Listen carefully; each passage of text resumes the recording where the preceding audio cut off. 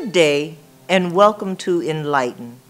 I'm Dr. Phinnize J. Fisher, Superintendent of Greenville County Schools.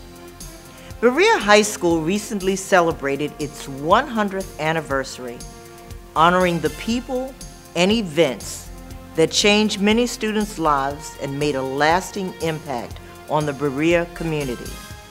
I had the pleasure of attending the school's centennial celebration last fall and was very impressed with the rich history of Berea High School. Brenda Benton, Katie Smith, Megan Bishop, and many others worked tirelessly to create a centennial celebration that honored the school's rich history and memorable staff. They produced a slideshow presentation that was shared publicly with hundreds of school staff, former students and staff, and the Berea community. Now, I would like to share their story with you. Today, we will take a look back at the centennial anniversary celebration of Berea High School. In addition to the slideshow that was produced, we have added interviews with some of the people who played an important role in the progress of Berea High School and who have gone to great lengths to ensure that the school's rich and vibrant history is remembered by all. Please sit back and take a look as we celebrate 100 years of Berea High School.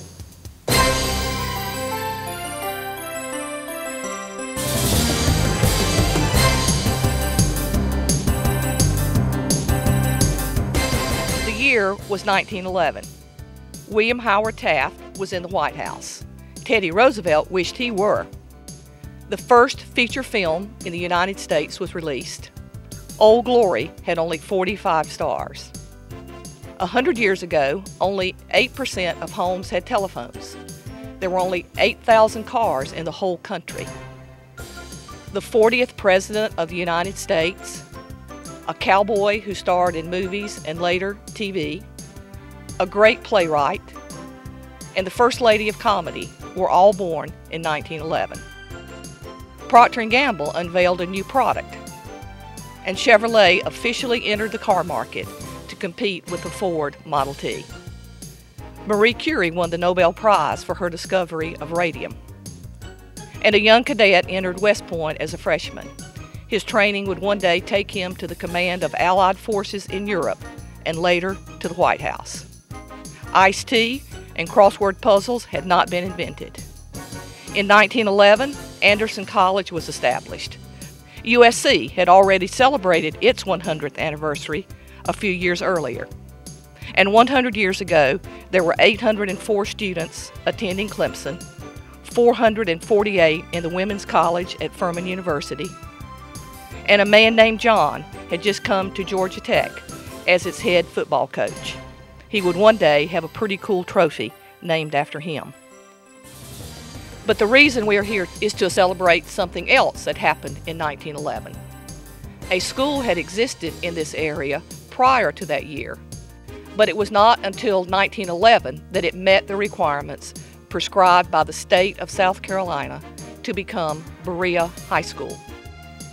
The late Lloyd Voiles, former principal, compiled a history of Berea. Boris Bauer edited and updated and expanded it.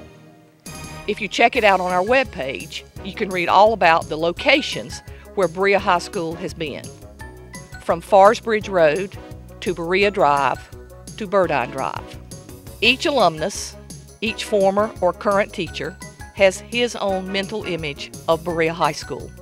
My guess is that's true for most of you. During our centennial year, several ladies brought us a picture of the two-story school building that once stood at the Farsbridge location.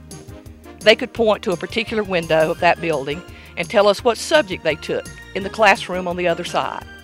They clearly remembered when that building was replaced by a new brick structure built by the WPA in the late 30s. Those whose image of Berea High is that brick building remember its hardwood floors, the gym where spectators watched from an upper level, the cannery, and the potato house. and standing on the steps of the auditorium on that campus to get their class picture taken. For those who graduated in 1962 and in the decades to follow, the school at 515 Berea Drive is the Berea High School that comes to your mind. Some may remember when that school first opened and the 7th and 8th grades were on that campus, when the halls had carpet and the rooms had no air conditioning. Many students probably recall the extra wide steps going down the hill to the 200 wing, the gorgeous courtyard, and the ramps that form the entrance to the school. The classrooms were in wings, 100 and 300 wings parallel to each other, and connected by the 2-story 200 wing. Some will remember when the 400 wing was built smack in the middle of all the others, and a commons building took up one of our courtyards.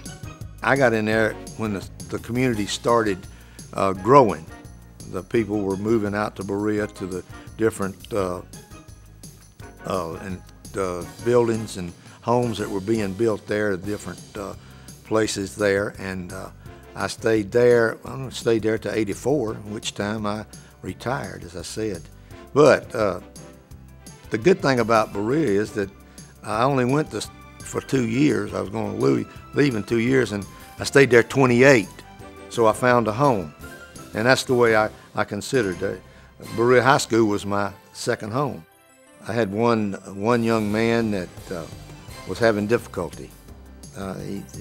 He was having a hard time. They moved him from one school to another, and he really didn't want to be there. And I kind of took it under him under my wing and talked to him, and I said, you know, we're here together, and we need to work together so that you can be a better person when you leave here, and I can be a better coach when you leave here. And he came out for basketball, and he ran track. And when he left, he wrote me a page in the annual, and he signed it. And he said, Coach, you've made a difference in my life, and I'm better because I met you and was around you. And so I saw him in the hall before he left, and I said, Tony, you know, I'm a better person because I met you, and I appreciate you giving me the direction that you gave me, because we hit it off, and it gives me an inspiration to go on and find somebody else that maybe is having a hard time I can help. Those in that school in 2004 and 2005 literally looked out our classroom windows and watched the newest Berea High School be built. And of course, for those who now attend and work at this newest location, yet another picture of Berea comes to mind. Blue, yellow, and red halls, the Apex, the Commons area, Mattos Gym, Batson Stadium, and now the Bauer Media Center. As with every other previous location, we at this newest one can tell someone where Berea High is located by giving them a specific address or by giving them its relative location. It's just off Highway 25, turn at the daycare. We're just down from the clock. If you get to Hamrick's, you've gone too far. Location, as important as it is physical and specific. It has street numbers and zip codes. Each of you attended Berea High did so at a certain location with a specific address. But regardless of whether it was Route 1, Farsbridge Road, 515 Berea Drive, or 201 Burdine, in a sense, all of you who studied and taught and worked at a certain location called Berea High School, in a sense, all of us connected to Berea, really share the same place, a place called Berea. Place is not just where something is, it is what something is. A place is where things happen that impact people's lives, that make a difference. It includes the relationships that are formed as lives and careers have intersected. Those qualities, those relationships, transcend location. Place refers to the qualities that set a school apart. Place tells us so much more than location does. It helps us understand what is special and unique about Berea. When you change the expectation of a rural setting to that, you bring in new people, you bring in new ideas. Thank goodness I stayed there long enough to see students that were a part of the integration have children that they felt strongly about them being a part of that student body. That faculty was so dedicated. They wanted to meet the needs of the students. They were always on the cutting edge of trying new things that might help. They were risk takers after much investigation and study. That spoke well of our faculty because they were willing to do what it took. This place called Berea has produced graduates who have distinguished themselves and brought honor to their alma mater in so many areas and walks of life. Collectively, the graduates of this school, from that first graduating class in the 1920s through those in the 21st century, have gone on to excel in education, public service, law, medicine, business, technology, industry, transportation, law enforcement, music, the ministry, the military.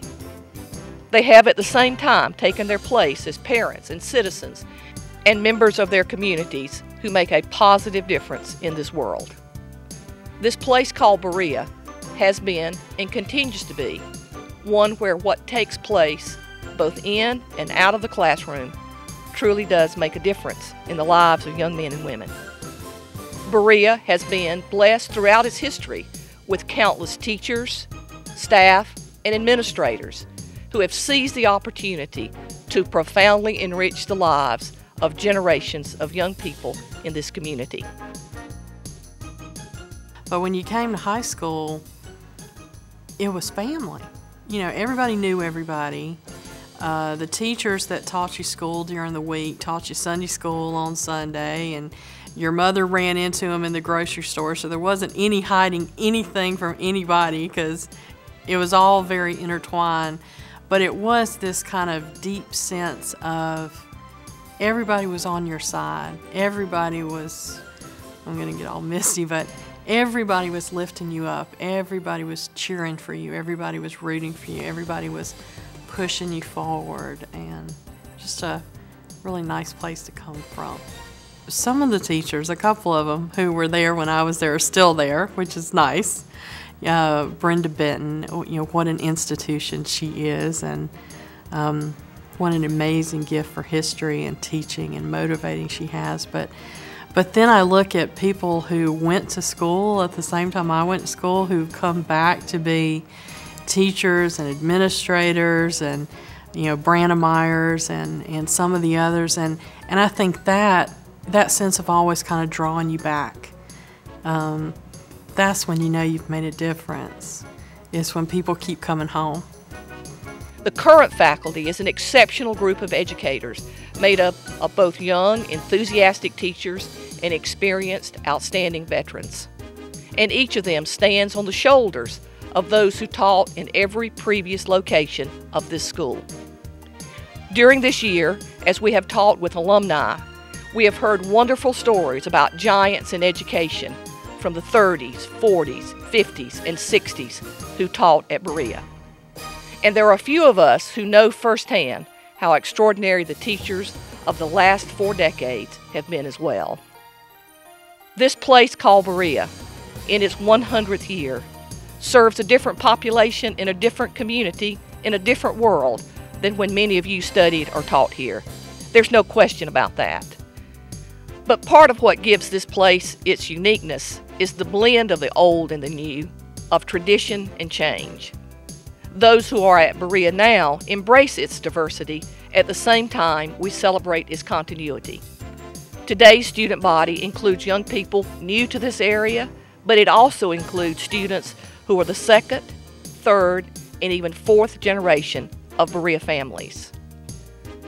So, while Berea High School has clearly been in several locations, in a very real sense, it has always been and continues to be the same special place.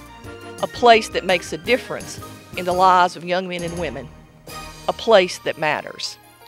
Thanks to you, to those who came before you, and to those who followed you, Berea High has stood for a century. May it continue to stand and be a force for good for years to come. As you have seen and heard, Berea High School has produced graduates who have distinguished themselves and brought honor to their alma mater in so many areas and walks of life. I hope you have enjoyed this tribute to the 100-year anniversary of Berea High School, its people, and its community. Thank you for watching Enlighten. Have a wonderful day.